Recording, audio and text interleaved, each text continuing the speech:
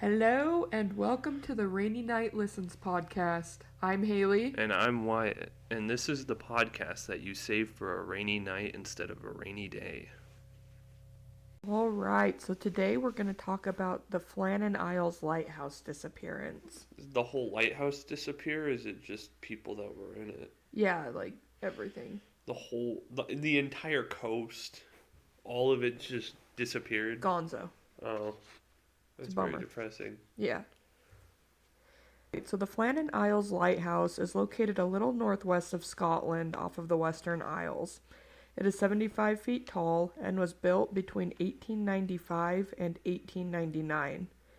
The lighthouse, once it was constructed, was lit and would flash twice in rapid succession every 30 seconds, and the beam could be seen for 24 nautical miles. Oh my gosh. Yeah, I guess I had never thought about it, like how far lighthouse lights would go, but that is so stinking far. That is insane. Yeah. 24 nautical miles. Mm-hmm. So there were 3 men that were in charge of the lighthouse during the time that the disappearance occurred. Their names were James Ducat, Thomas Marshall, and Donald MacArthur. And so they're pictured here from left to right. You've got James, Thomas, and Donald. And then the 4th gentleman is Robert Muirhead, and he plays a role later on in this story. He's the one who, goes in and is investigating what happened. Oh. So that's who the 4th gentleman is. Gotcha. James Ducat was born in August of 1856, and he began working in lighthouses at the age of 22. He worked in multiple different lighthouses, with his longest span of time spent at one being over 7 years. Holy crap. So by the time he reached the Flannan Isles Lighthouse, he had been promoted to principal, which is he was the one who was in charge of it. He was the leader while they were there. So he was just the manager, I guess. Yeah, he was the head guy. Thomas Marshall began working as a lightkeeper at 27 years old, and he was the assistant lightkeeper during the time of the disappearance.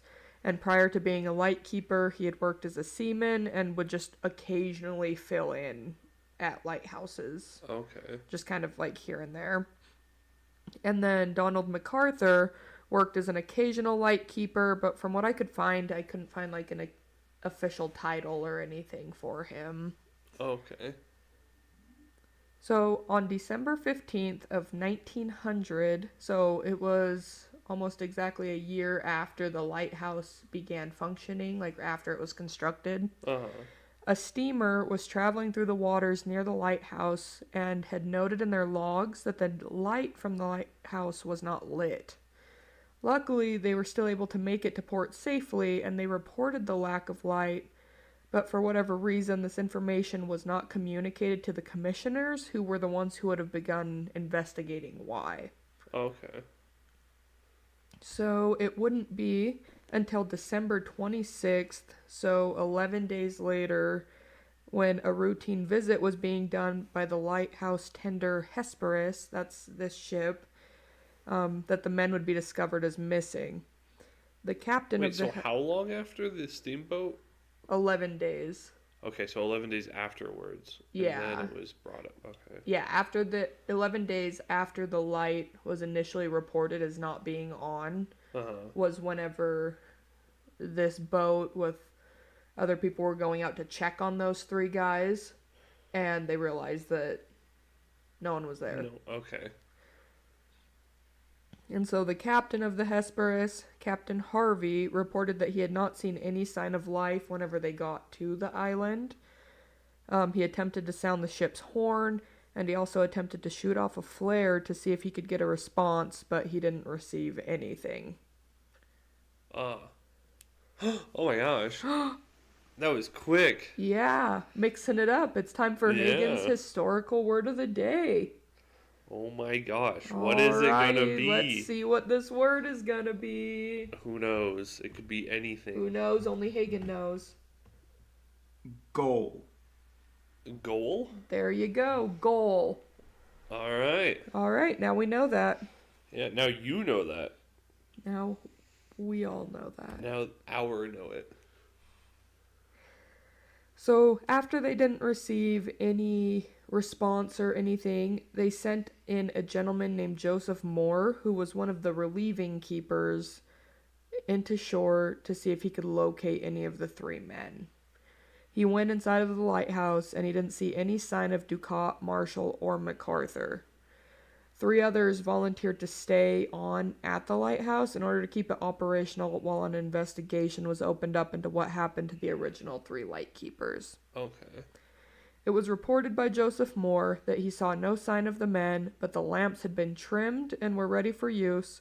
All of the lighthouse machinery had been cleaned, the kitchen had been cleaned, and there were 2 sets of outdoor clothing that were missing, but the 3rd set remained where it was supposed to be.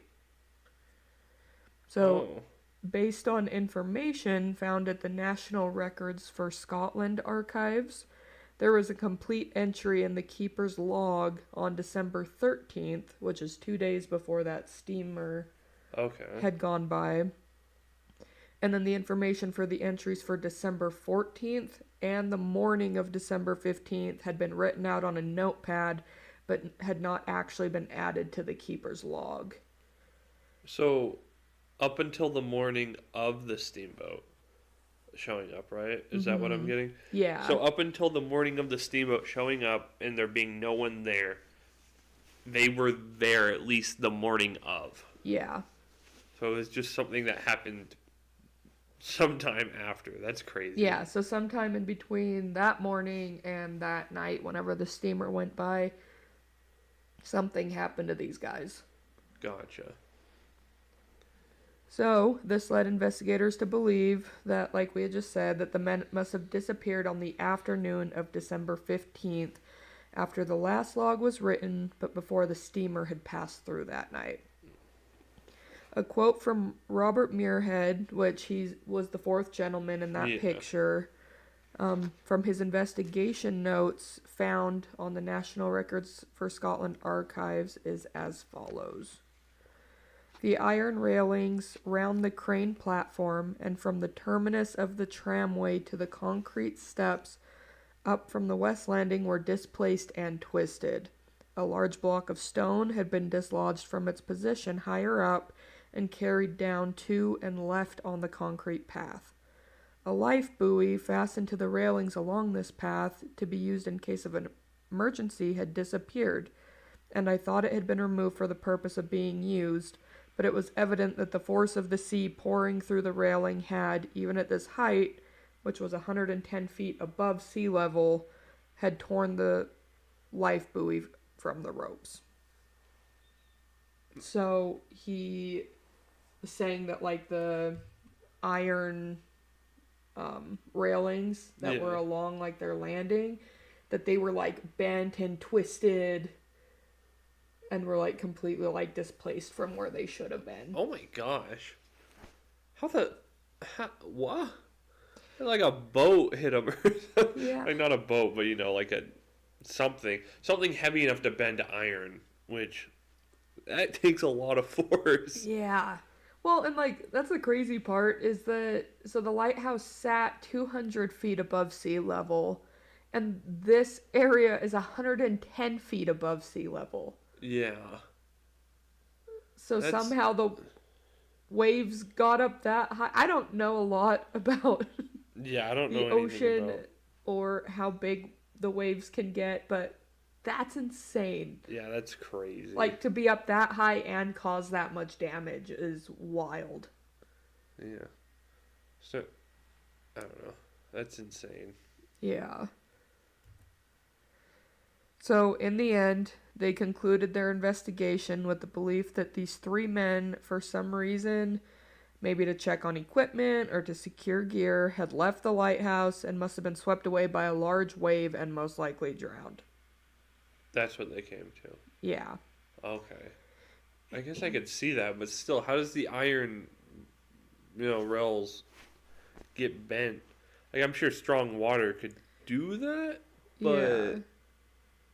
I don't know. Like you said, that would have to be a huge wave in order to hit that high, and Yeah. especially wash them back out. Like, I feel like waves usually hit and disperse, not hit and then like pull back Because I know how, they'll come in and then come back out, yeah, but, like, I don't know, Yeah, that's just crazy. it is insane. And so there are a few theories that people have whenever it comes to what happened to these three men. Some people at the time believed that a giant sea serpent must have come and taken the men away. Just taking them. How horrifying. Yeah, what a terrible thing to imagine. Yeah, like, so terrifying. Others believe that they had planned this out and had a ship come and pick them up so that they could start their lives over somewhere else.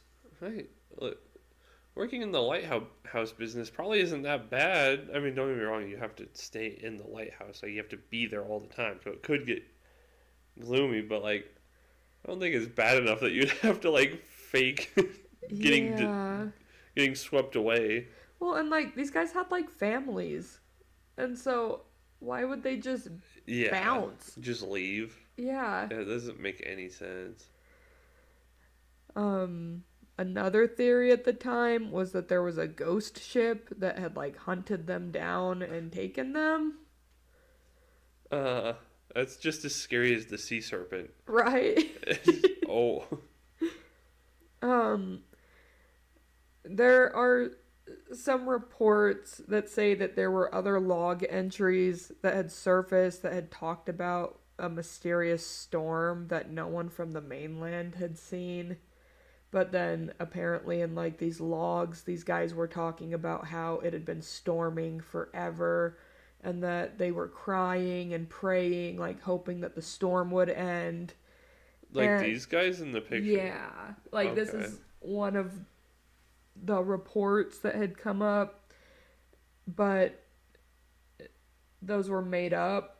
Like people, that wasn't a real thing. Yeah, like people just made them up for some reason. I don't know if it was to try to entertain people. I don't know why, but like people had like made that up, and so that's not actually accurate. Like they did find the logs from these guys, but they were just normal. Like everything was talking about their cleaning and the maintenance and all of the normal stuff that they did each day, but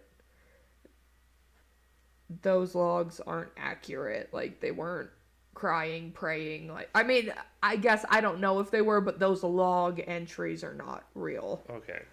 They were falsified or whatever. Yeah. And then there's like another part to the story where they said that like the chairs were knocked over and that food had been left out in the kitchen, which again, that's not accurate, but a guy wrote a poem about these guys and their disappearance, and so he included that information in his poem, but it's not accurate either. Gotcha.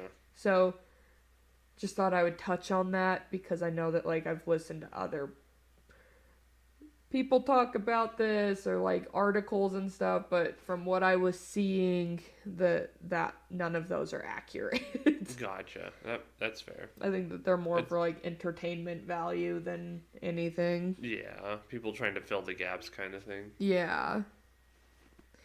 One of the more recent theories that makes the most sense is that Ducat and Marshall had gone down to the West Landing to secure their gear, and then MacArthur from up in the lighthouse had seen some large waves coming in, so he had run down to try to warn the other two men, but all three of them ended up getting caught in the waves and washed out to sea. Okay. And so they think that, like, that's one of the theories because only two of the men had taken their outside clothing and the other one was left. And so, yeah, like, they think that the other guy had, like, rushed out in a hurry to try to warn the guys, but got there too late. Or got there at the worst time, right, whenever everything started hitting. He just didn't have time to think to put on the outfit. Like, if you run out and someone's in trouble, your first thought isn't, oh, yeah, I need to go put my outfit on first. Yeah. Let me try to help them. And if, in fact, that happens a lot. You try to help someone in danger, and then you both just get pulled in, you know? Like, yeah. By helping, you end up putting yourself in danger as well. Yeah. Another one is that one of the men had already been washed out to sea by the waves, and so the other two were attempting to save him. And in the process, a wave came up and took them. Took all three of them eventually. Gotcha. Another one is that they have, like, some people think that one of them either went crazy or got mad at the other two and ended up just like killing them. Yeah, like killing them, and then either jumped off himself or something happened that ended up making him disappear too, whether it was from guilt or something like that. But that is another theory that people have, is that they got in a fight or one of them killed the other two and then tried to dispose of them by tossing them in over. the ocean. Yeah. Yeah, it could make sense, but like they didn't record finding any like what's it called evidence of a interaction like that, right? Like everything looked normal. So unless it happened like outside the lighthouse, which could make sense, but like I'm sure at any time of day these three need to be inside the lighthouse unless they're doing something like a job specifically outside. So I kind of doubt that one. It doesn't seem very plausible, but I don't know. Yeah, so. No, I feel like I find that one really hard to believe, because I agree with you that I feel like there would have been at least some evidence of a struggle happening if that was the case. And if that had happened, why were there outside clothing missing? Like, what? Yeah. Why would that have even occurred? Like, if two of them had gone down and then the other one followed and was ticked at him over something, like, it just, I don't know. It just doesn't make sense in my head that that's an option. Yeah. Given the information we have, it doesn't seem like a viable one. Yeah. And I feel like I find it, I feel like the thing that is weird is, I mean, obviously the whole story is weird, that these three guys have just disappeared and have never been found. But I feel like the thing that's super weird to me is that they were there that morning, obviously. Like, they had done all of their jobs, like, they were going about as normal. And then it says that they think that they disappeared sometime in the afternoon. And so, like, if it was light, how would they have missed the waves coming in? Like, I don't know. Again, I'm not an expert on lighthouses or the ocean or anything, but it seems like if there were a couple of them down there, that they would have been able to see something happening. Like this would have been something that could have been avoided or something like that, because midday, that's like the brightest part of the day. So it's I don't know. That's weird. It just doesn't make sense. Yeah. Especially since two of them, two of them were seasoned in working in lighthouses. Like, this wasn't, the third guy was kind of new to it, I believe, right? But the first dude was, like, doing it for for a good amount of his life. The second guy was just kind of on and off doing it. But that means that they knew what they were doing. Yeah. Well, so on that website, they have the actual, like, logs, or like the cards, like the punch-in cards for all of these guys. And the one for James Ducat, it, like, if you add up how much time he had spent, like, being a lighthouse keeper, it's over 15 years that he spent. Holy crap. And so it's weird that, I don't know, it seems like if you have that much experience, it seems like you would know, like, hey, if it's a terrible storm, don't go down to where the waves can come up. But also, 110 feet above sea level is insanity. Like, that can't be normal, right? Yeah. I don't know. It's super interesting. But, so James Ducat was survived by his 4 children and his wife. Thomas Marshall was not married at the time of his disappearance and didn't have any children, but he was survived by his father and his 2 siblings. And then Donald MacArthur was survived by his wife and 2 children. Gotcha. Yeah, so they all had family members. Yeah, and so I feel like it makes it kind of like sad that people like had speculated like, oh well, they probably just packed up and left, because Yeah. it's it's a crazy interesting story, but it's also important to remember that like these were three human beings who had lives, they had families, Yeah. and those families went the rest of their lives never knowing what happened to their dad, to their brother, to their uncles, like Yeah. to their kid, like, you know what I mean? Like, and so I don't like that theory that like, oh, they just packed up Yeah, and they left just to up start a and new left. life. Like, it's just sad to me because they had families that were left They had behind. many reasons not to do that. Yeah. Yeah.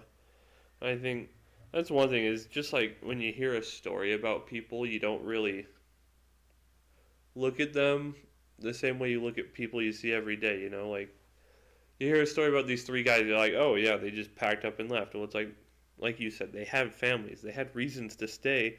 They're still human beings. Like, I know this is a story that we're reading, but this actually happened. These people were living, breathing humans that had lives to live. I don't think they would just abandon their families Yeah. out of the blue, you know? Like, makes no sense Mm-hmm. to me. Yeah. But I feel like the theory that I find the most believable is that two of them were down.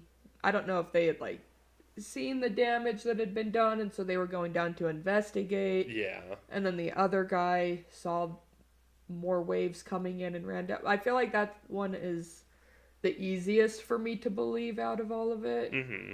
But I feel like it still just leaves those weird questions of, if it was still in the middle of a storm, why would they have gone down there? Yeah. Like, to begin with. I agree. It just has way too many plot holes in it. Not plot holes, but just too many holes in the story, like that we don't know. Yeah. That is all for us today. So we would like to know what you guys think happened. So definitely feel free to let us know. Yeah. But until next time, we'll Until next time. see you guys later. See ya.